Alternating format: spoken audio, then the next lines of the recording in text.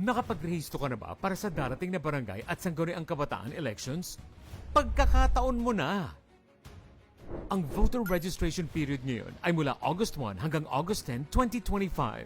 Mula alas 8 ng umaga hanggang alas 5 ng hapon.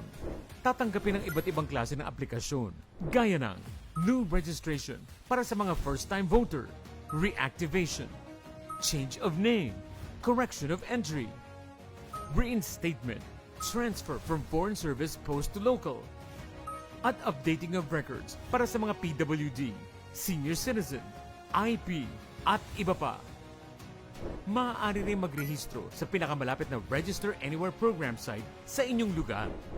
Pwede rin magrehistro online para sa reactivation, reactivation na may correction of entries, at updating ng records para sa senior citizen at PWD. Bago magrehistro, alamin muna kung kayo ay kalipikado.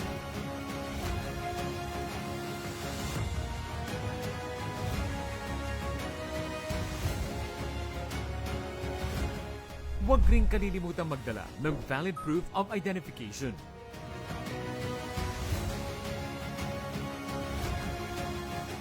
Para sa karagdagang impormasyon, bisitahin ang COMELEC website o social media pages nito. Isang mahalagang paalala mula sa inyong pambansang TV. Kasama mong naghahangad ng malinis at maayos na halalan sa isang bagong Pilipinas.